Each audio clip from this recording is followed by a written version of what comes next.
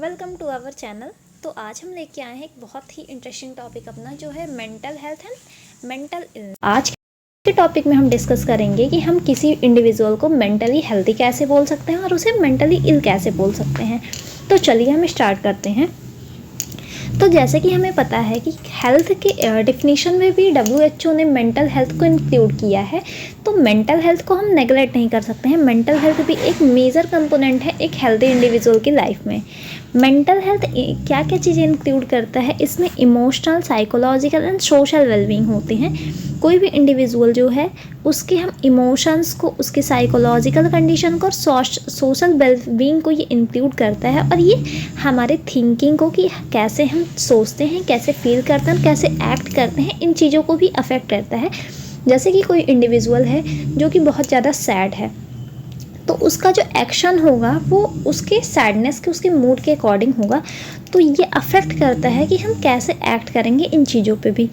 अब अगर हम बात करें कि मेंटल हेल्थ जो है वो और कैसे हम इसको, इसके पैरामीटर और क्या हो सकते हैं, तो mental health also help determine how we handle stress. मतलब हम स्ट्रेस को कैसे हैंडल करते हैं।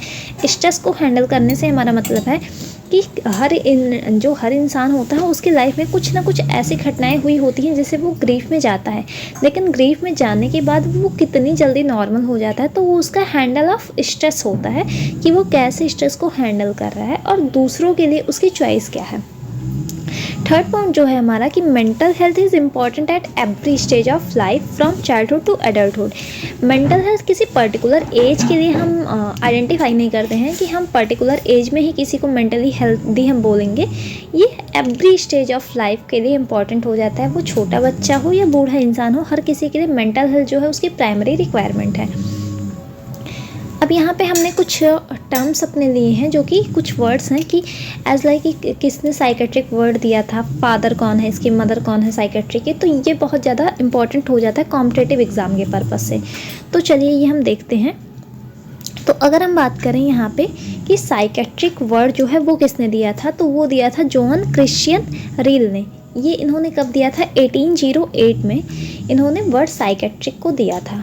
अगर हम बात करें फादर ऑफ साइकेट्रिक की, तो ये सिगमंड फ्रॉइड को हम बोलते हैं। सिगमंड फ्रॉइड जो हैं वो फाउंडिंग फादर हैं। मॉडर्न फादर की अगर हम बात करें साइकेट्रिक की, तो फिलिपी पाइनल्स हैं। मदर ऑफ साइकेट्रिक कौन है, हिल्दीगर्द पेपिल्यू नाम की एक लेडी थी, जिनको हम मदर ऑफ साइकेट्रिक बोलते हैं।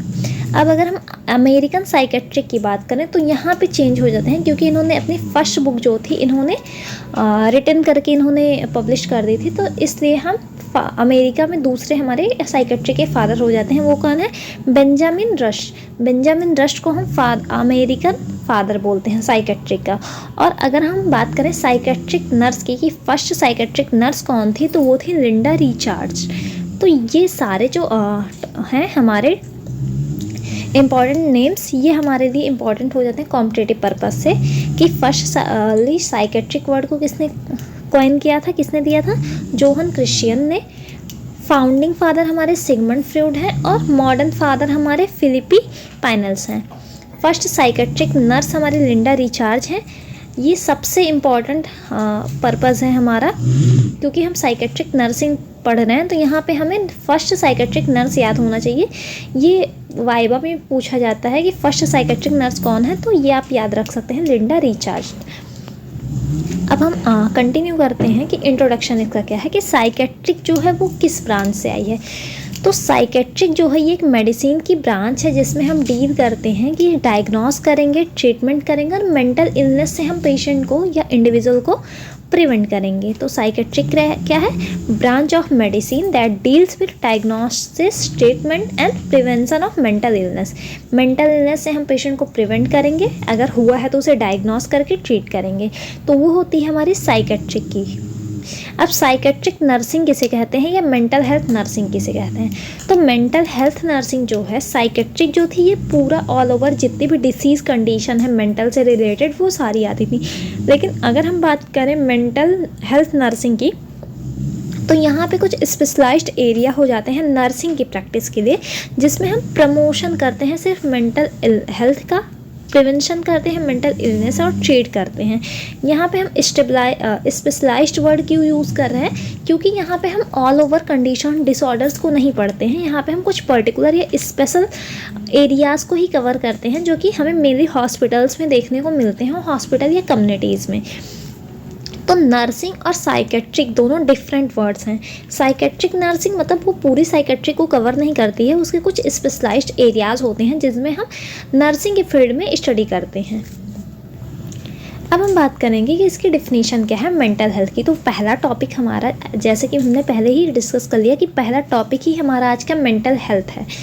तो जो WHO डिफाइन करता है मेंटल हेल्थ को कि as a state of well being in which an individual realise his और her own ability, can cope with the normal stress of life, can work productively and is able to make contribution to his और her community. Mental health क्या है? Mental health को हम ऐसे भी define कर सकते हैं कि ये एक इंडिविजुअल की स्टेट है जिसमें इंडिविजुअल को खुद की एबिलिटी के बारे में पता होता है कि उसकी एबिलिटी कितनी है किसी वर्क को करने के लिए। वो नॉर्मल स्ट्रेस से कॉप अप कर लेता है और उसकी वर्क की प्रोडक्टिबिलिटी है, मतलब वो किसी वर्क को कर रहा है तो उसमें प्रोडक्शन हो रहा है और वो हेल्प करना चाहता है अगर वो, तो कंट्रीब्यूट भी करता है अपनी कम्युनिटी में, अपने आसपास के लोगों के साथ। तो अगर हम एक कॉमन लैंग्वेज में बात करें कि मेंटल हेल्थ क्या है, तो मेंटल हेल्थ एक है एबिलिटी जिसमें कि बॉडी, माइंड एंड स्पिरिट जो है हमारी, उनकी इक्विलिब्रियम होती है। मतलब जैसा हमारा माइंड सोचता है वैसे ही हमारी बॉडी एक्ट करती है, तो उस इंडिविजुअल को हम पर्टिकुलरली मेंटली हेल्दी बोल सकते हैं। तो एक वर्ड में अगर आप इसको याद रखना चाहें तो आप ऐसे भी याद रख सकते हैं कि ability, the equilibrium, body, mind and spirit, मतलब तीनों ही हमारे एक इक्विलिब्रियम में हो, मतलब साम्यता में हो, तो वहाँ पे एक पर्सन जो है वो मेंटली हेल्दी है। कुछ कंपोनेंट्स होते हैं, मतलब कंपोनेंट मतलब होता है कि हम कैसे किसी इंडिविजुअल को पर्टिकुलरली हम कैसे उसे बोलेंगे कि वो हेल्दी है, तो उसके लिए हमारे पास क्या कंपोनेंट होने चाहिए। तो फर्स्ट है हमारा the ability to accept self, मतलब अगर कोई इंडिविजुअल जो है वो मेंटली हेल्दी पर्सन है तो वो खुद के लिए कंफर्टेबल फील करता है कि वो कंफर्टेबल है, उसके अंदर एक सिक्योरिटी होती है और अपने सराउंडिंग को एक्सेप्ट करने की एबिलिटी होती है उस पर्टिकुलर पर्सन के अंदर। एज लाइक हम बात करेंगे कोई इंडिविजुअल है और वो अपने घर से कहीं दूर चला गया है, तो बहुत ज़्यादा वो स्ट्रेस में ना रहे। एज लाइक हम अगर एक स्टूडेंट की बात करें तो वो हायर स्टडीज़ के लिए अपने अलग अलग सिटीज़ में वो जाते रहते हैं, तो जैसे कि उन्होंने अपना घर छोड़ा तो फिर वो उसी ग्रीफ में बहुत ज़्यादा लंबे टाइम तक ना रहें, वो वहाँ के सराउंडिंग्स को एक्सेप्ट करें। 1 महीने बाद, 2 महीने बाद जो वो स्टूडेंट हैं वो वहाँ के सराउंडिंग में आ जाएं और नॉर्मल उसी की तरह वो अपने आप को रहने लगें उसी माहौल में। तो एबिलिटी टू एक्सेप्ट वो होती है हमारी कि हम सराउंडिंग को एक्सेप्ट कर पा रहे हैं, तो वो एबिलिटी उनके अंदर होनी चाहिए, तभी हम किसी को मेंटली हेल्दी बोल सकते हैं, क्योंकि चेंज हर किसी की लाइफ में होता है, तो एक्सेप्ट करने की एबिलिटी भी हमारे अंदर होनी चाहिए। ये फर्स्ट कंपोनेंट हमारा है। सेकंड कंपोनेंट है हमारा the capacity to feel right toward other, एक कैपेसिटी होनी चाहिए कि हम दूसरों के टूवर्ड भी खुद को राइट फील करें।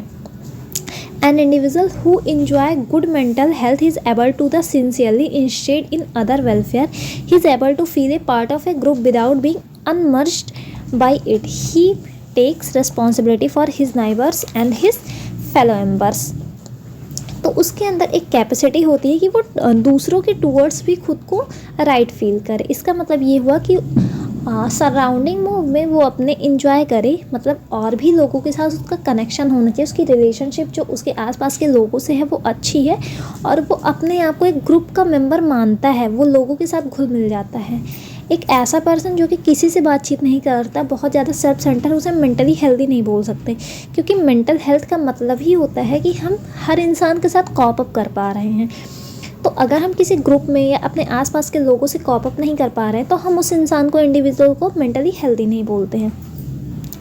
थर्ड जो हमारा कंपोनेंट है वो है the ability to fulfil life task, जो हमारी डेली की एक्टिविटीज़ हैं, एज लाइक बाथिंग हो गया या जितने भी हमारे डेली के टास्क हैं जो हमारे लिए हेल्पफुल हैं, अगर वो इंडिविजुअल उसके अंदर एबिलिटी है अपनी लाइफ के डेली टास्क को करने के, तो वो मेंटली हेल्दी पर्सन है।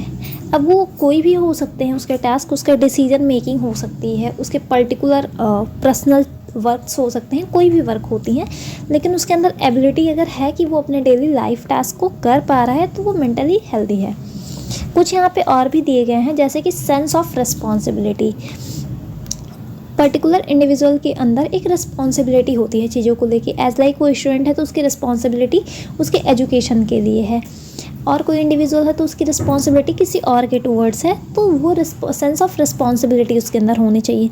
फिफ्थ है गिव एंड एक्सेप्ट लव। उसके अंदर मतलब और लोगों के लिए एक सहानुभूति होनी चाहिए कि वो और लोगों से भी प्यार करे।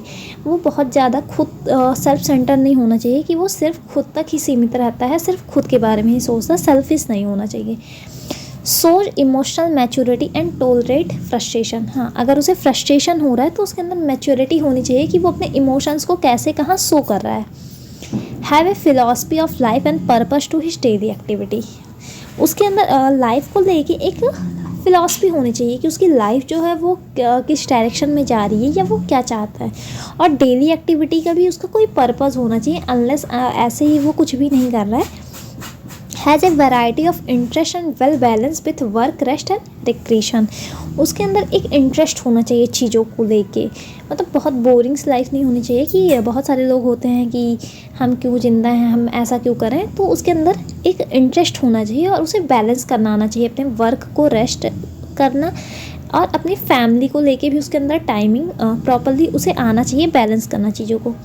एंड लास्ट जो कंपोनेंट है हमारा, live in the world of reality not fantasy. मतलब वो रियलिटी के वर्ड्स में ज़िंदा हो, ना कि वो एक अपनी इमेजिनरी दुनिया में ही ज़िंदा हो कि मैं ऐसा करूँगा, मैं ऐसा कर सकता हूँ, ऐसी चीज़ें ना हो उसके अंदर। हाँ, वो रियलिटी में ही ज़िंदा रहे, एज लाइक उसे पता हो कि वो क्या चीज़ें कर सकता है, क्या चीज़ें अचीव कर सकता है। तो ये सारे हमारे कंपोनेंट्स थे। अब हम आगे बात करते हैं कि इंडिकेटर्स क्या क्या होते हैं मेंटल हेल्थ के। तो अगर हम बात करें मेनली यहाँ पे हमने 6 इंडिकेटर्स की बात की है मेंटल हेल्थ के लिए कि क्या क्या चीज़ें होनी चाहिए पर्टिकुलर इंडिविजुअल के अंदर, तो हम उसे मेंटली हेल्दी बोल सकते हैं। तो एक पॉजिटिव एटीट्यूड होना चाहिए उसका खुद के लिए, मतलब उसकी खुद की एक्सेप्टेंस होनी चाहिए, उसकी स्ट्रेंथ, उसकी वीकनेस, सारी चीज़ें उसे पता होनी चाहिए, फिर भी उसकी एटीट्यूड खुद को लेके जो है वो पॉजिटिव हो। इसका मतलब हुआ कि this include an objective view of self including knowledge and acceptance of strength and limitation. मतलब उसकी स्ट्रेंथ क्या है, उसकी लिमिटेशन क्या है, वो क्या चीज़ें कर सकता है, क्या चीज़ें नहीं कर सकता, उसकी नॉलेज कहाँ तक है। तो एक पॉजिटिव एटीट्यूड होना चाहिए उसका खुद के लिए, वो खुद को एक्सेप्ट कर पाए। जैसे कि कंपोनेंट में था कि सेल्फ एक्सेप्टेंस होना चाहिए, तो वैसे ही यहाँ पे उसका पॉजिटिव एटीट्यूड होना चाहिए खुद के लिए। सेकंड है growth, development and ability for self actualisation. उसके अंदर कंटिन्यूस ग्रोथ होना चाहिए। ये तो हम भी मानते हैं कि किसी भी इंडिविजुअल के अंदर अगर कंटिन्यूस ग्रोथ नहीं हो रहा, उसने खुद को एक पर्टिकुलर स्टेज पे रोक दिया है लाके, तो वो बस अपने लाइफ को ऐसे ही जी रहा है, उसकी लाइफ का कोई मतलब नहीं है। तो वो कंटिन्यूस अपने आप को ग्रोथ उसमें होना चाहिए। मतलब अगर उसने कोई चीज़ अचीव कर ली तो वो वहाँ रुकना नहीं चाहिए, उसे अपने उससे हाई चीज़ों के लिए भी कंटिन्यूस प्रैक्टिस में होना चाहिए। देन थर्ड है हमारा इंटीग्रेशन। इसमें क्या होता है कि उसके अंदर एबिलिटी होनी चाहिए एडाप्शन की, मतलब वो इन्वायरमेंट को या किसी भी चीज़ को अडॉप्ट कर पाए, उसकी लाइफ के लिए एक फ़िलॉसफी हो, और वो अपनी एंजाइटी को, अपने स्ट्रेस को, हर चीज़ को, हर सिचुएशन में वो मैनेज कर पाए। तो वो होता है हमारा इंटीग्रेशन। तो इंटीग्रेशन में हमारा एक इंडिकेटर ही होता है। फोर्थ हमारा है ऑटोनॉमी। ऑटोनॉमी क्या होती है, इसमें जो इंडिविजुअल है उसकी एबिलिटी होती है इंडिपेंडेंस की, मतलब वो सेल्फ डायरेक्टेड मैनर में होता है, उस खुद की चॉइस पे वो अपनी रिस्पॉन्सिबिलिटी को कंप्लीट करता है। ऑटोनॉमी मतलब वो खुद को इंडिपेंडेंस फील करे, मतलब उसके डिसीजंस जो हैं वो उसकी लाइफ के लिए इंपॉर्टेंट होने चाहिए, ना कि वो दूसरों के बहुत ज़्यादा कहने पे चलता हो या उनके अंडर काम करता हो। उसके अंदर खुद की फ़िलॉसफी के साथ साथ खुद की रिस्पॉन्सिबिलिटी होनी चाहिए और खुद के चॉइस होने चाहिए कि उसे क्या करना है लाइफ में। देन फिफ्थ वन हमारा है परसेप्शन ऑफ रियलिटी। वो रियलिटी को कैसे देखता है कि क्या चीज़ें रियल में हैं। तो परसेप्शन ऑफ रियलिटी भी एक इंडिकेटर है हेल्दी इंडिविजुअल का। देन लास्ट वन हमारा है इन्वायरमेंटल मैस्टरी। इसमें क्या होता है कि हम इंडिविजुअल को सजेस्ट करते हैं कि वो एक सेटिस्फैक्ट्री रोल प्ले करे ग्रुप में या सोसाइटी में। अब कुछ कुछ राइट्स होते हैं मेंटली हेल्थ के 7 साइंस होते हैं। तो यहाँ पे 7 साइंस दिए गए हैं कि मेंटली हेल्दी इंसान अगर है तो उसमें कौन कौन से साइंस होंगे। तो फर्स्ट होगा, क्योंकि उसके अंदर सेल्फ एक्सेप्टेंस है, तो अगर कोई खुद को एक्सेप्ट कर रहा है तो उसके अंदर हैप्पीनेस होगी, वो हमेशा ही हैप्पी हमें दिखेगा। सेकंड होगा कि कंट्रोल ओवर बिहेवियर, उसका जो बिहेवियर होगा उस पर उसका कंट्रोल होगा, कोई उसे एंजाइटी में स्ट्रेस की कंडीशन में कैसे चीज़ों को रिएक्ट करना है या कैसे शो ऑफ करना है। देन थर्ड होगा अप्रेजल ऑफ रियलिटी, वो रियलिटी के अप्रेजल में हमेशा रहेगा। फोर्थ है इफेक्टिवनेस इन वर्क, उसके वर्क में हमें हमेशा प्रोडक्टिव दिखेगा, उसका वो जो भी वर्क करेगा उसका रिजल्ट उसे मिलेगा। फिफ्थ हमारा होगा हेल्दी सेल्फ कॉन्सेप्ट, जो उसकी बिहेवियर होंगी वो हेल्दी होंगी और सेल्फ कॉन्सेप्ट के टूवर्ड्स भी उसकी चीज़ें हेल्दी होंगी। सेटिस्फाइंग रिलेशनशिप, उसके सराउंडिंग जो भी लोग हैं वो उससे बहुत सेटिस्फाइड रहेंगे, क्योंकि वो खुद भी हैप्पी रहेगा तो दूसरों को भी हेल्प करेगा। एंड लास्ट वन है इफ़ेक्टिव कॉपिंग, मतलब वो किसी भी चीज़ के साथ कॉपी करने में इफ़ेक्टिव होगा, वो स्ट्रेस के साथ हो, एंजाइटी के साथ हो, सराउंडिंग के साथ हो या इन्वायरमेंट के साथ हो, वो हर चीज़ के साथ इफ़ेक्टिव कॉपिंग करने में एबल रहेगा। तो अगर एक 7 साइंस की हम बात करें, बहुत सारे साइंस होते हैं मेंटली हेल्दी पर्सन के, खुश दिखेगा और बहुत सारी चीज़ें होंगी कि वो अपने डेली टास्क को कर पाएगा, उसके वर्क में प्रोडक्शन होगा, सारी चीज़ें होंगी। लेकिन यहाँ 7 साइंस दिए गए हैं मेंटली हेल्दी पर्सन के, कि हैप्पी होगा, वो कंट्रोल होगा उसके बिहेवियर पे, अप्रेजल होगा उसकी रियलिटी में, उसके वर्क में इफ़ेक्टिवनेस दिखेगी हमें, उसका सेल्फ कॉन्सेप्ट होगा हेल्थ के लिए, सेटिस्फाइंग रिलेशनशिप वो बिल्डअप करेगा और इफ़ेक्टिव होगी स्ट्रेस की कॉपिंग के साथ उसकी। अब हम बात करें कैरेक्टरिस्टिक की, कि कैरेक्टर हम क्या क्या हमें देखने को मिले जिससे हम किसी को मेंटली हेल्दी पर्सन बोल पाएँ। तो एबिलिटी टू एडजस्ट, जैसे कि हम देख रहे हैं इसके पहले वाले में भी इंडिकेटर में भी हमने ये चीज़ें रीड आउट की हैं कि एबिलिटी टू एडजस्ट, वो किसी भी इन्वायरमेंट में खुद को एडजस्ट कर पाए। Have a sense of personal worth, उसकी खुद की नज़रों में कोई सेंस होनी चाहिए, पर्सनल वर्थ होनी चाहिए, खुद की वैल्यू होनी चाहिए। सॉल्व प्रॉब्लम बाई आउन सेल्फ, वो खुद से खुद की प्रॉब्लम्स को सॉल्व कर पाए। मेक्स हिज आउन डिसीजन, वो खुद के डिसीजंस ले। उसकी सेंस ऑफ रिस्पॉन्सिबिलिटी हो, पर्सनल सिक्योरिटी होनी चाहिए, उसके अंदर एबिलिटी होनी चाहिए गिव एंड एक्सेप्ट की, कि वो किसी और को कोई चीज़ दे और एक्सेप्ट भी करे। इमोशनली मैच्योर होना चाहिए वो पर्सन, और वो रियलिटी की वर्ड में जिंदा हो, ना कि फैंटेसी की। और कैपेबल होना चाहिए कि फ्रस्ट्रेशन और डिसअपॉइंटमेंट को वो टॉलरेट कर पाए। तो अगर ऐसा कोई इंडिविजुअल जिसके अंदर ये सारी क्वालिटीज़ हैं तो वो हेल्दी पर्सन है। Have a specific philosophy and purpose of life, उसकी अलग एक फिलॉसफी होनी चाहिए लाइफ को, और उसके लाइफ का कोई ना कोई पर्पज़ होना चाहिए। Have a variety of interest, उसके इंटरेस्ट होनी चाहिए डिफरेंट टाइप्स के। Live in well balance life of work, rest and recreation, उसकी जो लाइफ है वो बैलेंस करनी उसे आनी चाहिए। तो ये कैरेक्टरिस्टिक है। अब हमने मेंटल हेल्थ तो पढ़ लिया कि मेंटल हेल्थ क्या है। तो मेंटल हेल्थ में हमने क्या देखा कि मेनली कुछ कॉमन चीज़ें थी, जैसे कि उसको सेल्फ एक्सेप्टेंस होनी चाहिए, उसको बैलेंस करना आना चाहिए अपनी चीज़ों को, उसके अंदर कॉपिंग स्किल्स होनी चाहिए। बहुत सारी चीज़ें हमने देखी कि अगर ये सारा इंडिविजुअल के अंदर है तो वो मेंटली हेल्दी है। लेकिन अब मेंटली इल हम कैसे आइडेंटिफाई करेंगे? तो सिंपल है, जो चीज़ें हमने रीड आउट की हैं, अगर उनमें से कोई भी जो इंडिविजुअल है वो कॉप अप नहीं कर पा रहा है स्ट्रेस के साथ, या फिर अपने डेली लाइफ को बैलेंस नहीं कर पा रहा है, डेली के टास्क नहीं कर पा रहा है, तो वहाँ पे हम उसे मेंटली इल मान सकते हैं। तो मेंटली इलनेस जो है वो मेंटल हेल्थ का अपोजिट है। Mental illness is the mall adjustment in living, मतलब मेंटल इलनेस क्या है?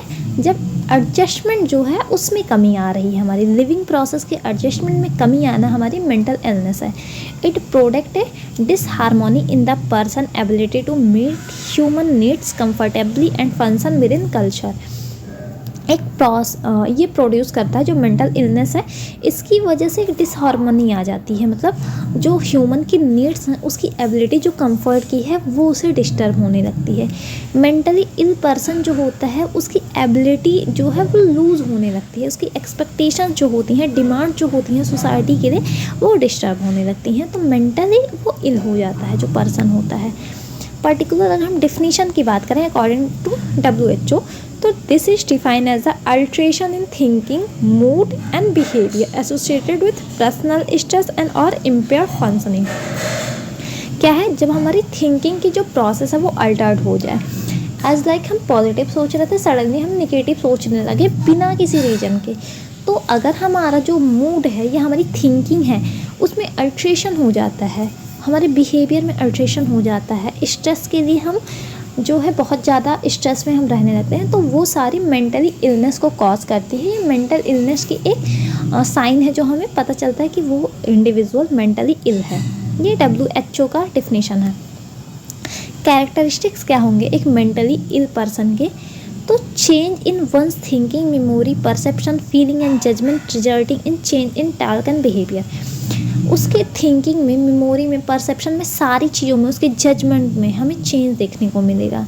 मतलब वो कुछ और सोचता रहेगा, सडनली वो कुछ और बोलने लगेगा, वो चीज़ों को अलग तरह से परसीव करेगा। एज लाइक आप कुछ और बोल रहे हैं, वो कुछ और परसीव करेगा। उसकी फीलिंग्स बहुत अजीब होंगी। एज लाइक वो सोचेगा कि मैंने अपनी लाइफ में कुछ नहीं किया है, मैं कुछ नहीं कर सकता। ऐसे सारी उसे खुद की वर्थ नहीं होगी, खुद की ही वैल्यू नहीं होगी। देन सेकंड कैरेक्टरिस्टिक हमें देखने को मिलेगा कि उसका जो बिहेवियर होगा वो चेंज होता रहेगा। उसमें भी इंडिविजुअल उसका खुद के लिए हो सकता है या दूसरों के लिए चेंज हो सकता है। थर्ड जो कैरेक्टरिस्टिक है वो change the end the consequence है distress, cost, disturbance and day to day activity. क्योंकि उसकी सारी चीज़ें चेंज हो रही हैं, कॉन्सिक्वेंसेस चेंज हो रहे हैं, तो उसकी जो डेली एक्टिविटीज़ हैं डेज़ की, या उसका जो रिलेशनशिप है वो सारे ही चेंज होंगे, उनमें भी डिस्टर्बेंस आएंगी। अब कुछ साइन सिम्टम्स हैं जो कि यहाँ दिए गए हैं मेंटली इल के, जैसे कि वहाँ मेंटली हेल्दी पर्सन के दिए थे हमारे 7 साइंस, तो यहाँ पे भी कुछ साइंस दिए गए हैं कि मेंटली इल पर्सन को आइडेंटिफाई कैसे करेंगे। तो जो मेंटली इल पर्सन होगा उसे हमेशा सैड हम देखेंगे कि वो हमेशा ही दुखी रहेगा, उसे डाउन फील होगा। उसकी जो कन्फ्यूज़न होगी, उसकी जो थिंकिंग होगी वो हमेशा कंफ्यूज रहेगा दो चीज़ों में लेके। मतलब उसके अंदर हमें बहुत ज़्यादा देखने को मिलेगा कि कॉन्फ्लिक्ट होगा, वो अपने ही दो थिंकिंग्स में फंसा रहेगा कि ये सही है या ये सही है या दोनों ही सही है। तो ऐसी तरह की उसके अंदर हमें थिंकिंग देखने को मिलेगी। उसकी एबिलिटी जो होगी कंसंट्रेशन की वो रिड्यूस हो जाएगी, वो काफ़ी लंबे टाइम तक एक ही चीज़ पे कंसंट्रेट नहीं कर पाएगा। एक्सेसिव फियर और वरी, वो बहुत ज़्यादा परेशान होगा, छोटी छोटी चीज़ों पे वो हाइपर होगा। एक्सट्रीम फीलिंग ऑफ गिल्ट, उसे अगर उसने कोई भी गलती कर दी है तो उसे बहुत ज़्यादा गिल्ट फील होगा। उसमें हम देखेंगे कि लो एनर्जी होगी और वो उसकी स्लीपिंग जो पैटर्न होगी वो भी डिस्टर्ब होगी। हम स्ट्रेस के साथ या डेली की जो उसकी बेसिक प्रॉब्लम्स हैं उसके साथ भी वो कोप अप नहीं कर पाएगा। हम उसकी रियलिटी के साथ डी अटैचमेंट देखेंगे कि रियल में तो चीज़ें कुछ और हैं बट वो कुछ और बोल रहा है। एज लाइक उसने अपनी लाइफ में कुछ और चीज़ें की हैं बट वो उन्हें एक्सेप्ट ना करके और किसी चीज़ के बारे में बात कर रहा है। मेजर चेंज अगर हम देखेंगे तो उसकी ईटिंग हैबिट्स में, क्योंकि वो मेंटली इल है, वो प्रॉपरली स्लीप नहीं कर पा रहा है, उसे एंजाइटी हो रही है, तो उसकी ईटिंग की भी जो हैबिट्स होंगी वो चेंज हो जाएंगी। और लास्ट जो हमारा है वो होगा एक्सेसिव एंगर होगा उस पर्सन के अंदर पर्टिकुलर, क्योंकि वो अपनी चीज़ों को एक्सप्रेस आउट नहीं कर पाएगा प्रॉपरली कि उसे अपनी जो प्रॉब्लम्स हैं वो दूसरों के साथ कैसे आराम से शेयर करनी है या अपनी चीज़ों को समझाना है। तो उसके अंदर एंगर इशू होगा या बहुत ज़्यादा वायलेंस होगा उसके अंदर। सेक्स टाइप्स भी उसके चेंज होंगे, उसके अंदर सुसाइडल आइडियाज़ होंगे। हाँ, एक ये बहुत कॉमन सिम्टम्स हमें देखने को मिलता है अभी के टाइम पे इंडिविजुअल्स में कि बहुत सारे लोगों की थिंकिंग होती है सुसाइड करने की। तो अगर किसी के अंदर सुसाइडल बिहेवियर आ रहे हैं किन्हीं चीज़ों के लिए तो वो मेंटली हेल्दी पर्सन नहीं इंक्लूड किया जा सकता है, वो मेंटली इल होगा। ट्रबल हैंडलिंग सिचुएशन और प्रॉब्लम, कोई भी प्रॉब्लम हो जाती है छोटी सी भी प्रॉब्लम तो वो उसे हैंडल करने में परेशान हो जाता है। ड्रग एब्यूज़ उसके अंदर देखने को मिलेगा। और विड्रॉवल भी एक मेन साइन सिम्टम्स है जिससे हम मेंटली इल पर्सन को आइडेंटिफाई कर सकते हैं। And last one is hallucination and delusion, मतलब हमें फॉल्स बिलीव या फॉल्स परसेप्शन होगा, मतलब हम कुछ और देखेंगे बट हमें कुछ और फील होगा या हमें कुछ भी नहीं सुनाई दे रहा। हेलुसिनेशन मतलब होता है कि विदाउट स्टिमुलेशन, मतलब कोई भी चीज़ नहीं है फिर भी हमें फील हो रही है वो चीज़ें। एंड डिल्यूजन मतलब उसकी एब्सेंस में, हेलुसिनेशन मतलब उसकी प्रेजेंस में। तो ये सारे अगर साइन सिम्टम्स हमें देखने को मिल रहे हैं तो इसका मतलब है कि वो पर्सन मेंटली इल है। अगर हम बेसिकली बात करें कि हम मेंटली इल और मेंटली हेल्दी पर्सन को कैसे आइडेंटिफाई करेंगे, तो मेंटली इल डेली एक्टिविटीज़ में वो बिल्कुल भी सही नहीं होगा। उसके अंदर हर छोटी सी बात को बहुत ज़्यादा बढ़ा चढ़ा की बात करने की आदत होगी या एक्स्ट्रा परेशान होने की आदत होगी। उसके अंदर एंगर इशू होगा या वायलेंस होगा। उसके अंदर सुसाइडल बिहेवियर्स होंगे कि वो हर छोटी सी बात पे मरने के बारे में बात करने लगता है, अल्कोहल का यूज़ करता है, या फिर और भी बहुत सारी चीज़ें हो सकती हैं। एज लाइक उसमें हमें एनर्जी डाउन देखने को मिलेगी, वर्क को लेके उसको इंटरेस्ट नहीं होगा, ऐसे ही वो काम करता रहेगा, लेकिन उसे कोई भी इंटरेस्ट नहीं होगा अपने काम में। तो ये सारे मेंटली इल पर्सन के हमें साइन सिम्टम्स हैं जो देखने को मिलते हैं। तो अगर हम बात करें आज के अपने टॉपिक की कि हमने क्या क्या चीज़ें डिस्कस की, तो आज हमने बहुत ही इम्पॉर्टेंट टॉपिक बात की है कि मेंटल हेल्थ क्या है। तो मेंटल हेल्थ जो वो एक हेल्दी लाइफ स्टाइल के लिए और इंडिविजुअल के लिए इम्पॉर्टेंट है, क्योंकि विदाउट मेंटल हेल्थ हम किसी भी इंडिविजुअल को हेल्दी इंक्लूड कर ही नहीं सकते हैं, क्योंकि हेल्थ में हमारा physical, mental and social wellbeing आती है। अगर फिज़िकली भी हम फिट हैं, मेंटली भी फिट हैं और सोशली भी फिट हैं, तभी हम किसी इंडिविजुअल को हेल्दी मानते हैं। अब मेंटल हेल्थ अगर सही नहीं है हमारी, हम मेंटली इल हैं, तो वहाँ से हमारी मेजर ऑफ प्रॉब्लम स्टार्ट हो जाती हैं। वो ईटिंग हैबिट्स हों, स्लीपिंग पैटर्न हो, या फिर हमारी कॉप अप स्ट्रेस से कॉप अप करने की एबिलिटी हो, सारी ही चीज़ें हमारी ख़राब होने लगती हैं। लेकिन अगर एक हमारा माइंड जो है वो पीसफुल माइंड है, मतलब हम चीज़ों को एक्सेप्ट कर पा रहे हैं, तो हमारी जो ग्रोथ एंड डेवलपमेंट होती है वो कंटिन्यूअस चलती रहती है। तो होप आपको आज का टॉपिक जो है वो समझ आया है। वीडियो अच्छी लगी हो तो लाइक करें, शेयर करें और सब्सक्राइब करना ना भूलें। Thank you.